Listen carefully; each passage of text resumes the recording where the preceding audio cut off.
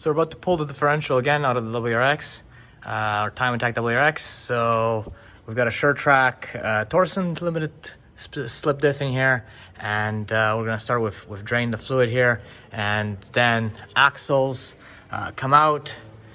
This brace is gonna come out, and then the drive shaft and these bolts at the very top. That's it. We should be able to drop the diff right out, bring it to the bench, and we're going to swap in the plated diff.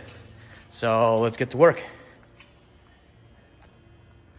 Differential is all out of the WRX here, so really it's not that bad of a job. You have to remove the exhaust out of the way, so there's that. That's probably the biggest thing with the exhaust hangers in there. Just make sure you add a little bit of lube when you're pulling those off. And otherwise, you can support your drive shaft, and you can put the cradle comes in here, and then the rear diff cover bolts, or studs rather, go in there. So the axles pull out. Also, you don't have to pull them out of the wheels or anything like that. They'll just, as you lower the differential down, if you have a lift, or even if you can get the car up in the air, they'll just pop out by themselves once you've unclipped them. And now the differential itself, it is here. So it's looking pretty good. No signs of unusual wear or anything like that. On this, it still spins really smoothly. So we're going to pull the side plates off now and keep them all together, the shims and all that. And we're going to take this ring gear off, bolt it onto the new differential, put it in, use some marking compound, show you guys how that all looks, and make sure that it is, so the pinions inside there, and make sure that it is marking correctly on the teeth here with the correct pattern, and then bolting it back together and putting it back in the car with new fluid. So upon removing the differential from the car, some not really amazing news. The races are quite worn. You can see the wear there. So it's time to replace these bearings and races together for the new differential.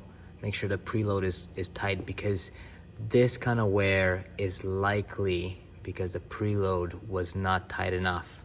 So pulling off the differential bearings is not too bad, but sometimes the races can be a bit of a challenge. So create this little jig here for a couple of these plates underneath, and a bolt to press onto. Set this in a vise where you can see it's held onto the edges of the vise, and then using a puller to just pull this straight up. So we already did this on one of them, and about to do the next one. So you want to make sure these are all healthy when you put a new diff in there.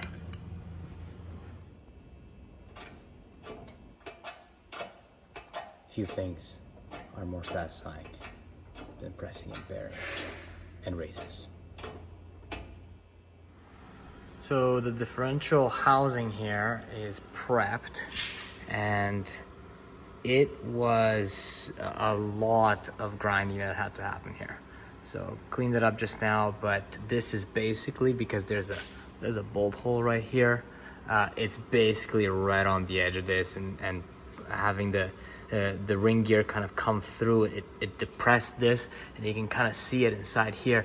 So this is a tough one to get just right, but you do need a lot of grinding to get this differential in, because it is that much larger than stock. So bearings are pressed, ring gear is torqued on. Now we're ready to put this in here. But yeah, it is a very tight fit to get it in. Differential's in, and now we're going to we got marking compound on here, so we're just going to spin it, and then we're going to check the pattern on the teeth. And after we spun it around, you can see the marks clearly on this tooth here and on this tooth here. So they're right in the middle of the tooth. That's exactly what you want in terms of marking pattern, to make sure that the pinion and the ring gear are making the correct contact. The diff is in the car, the axles are in, things are bolted up, the drive shaft is back on, and we've got some nice positive lock.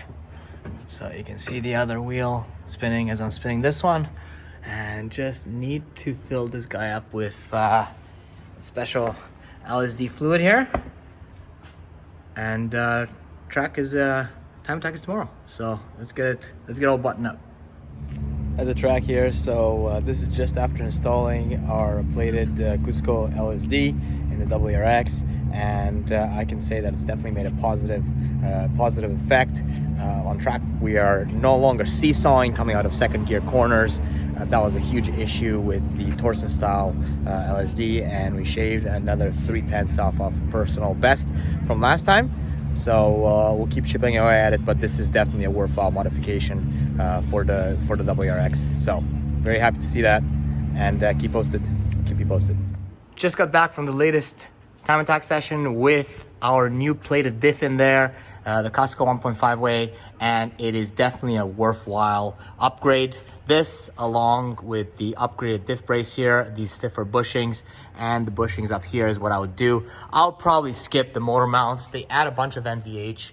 And we've got them in, they're these parent motor mounts, but for track time, I think I'll do the diff well before that. There's no more seesaw action coming out of second gear corners. The car is more stable, more planted, even under braking with the 1.5A Cusco diff.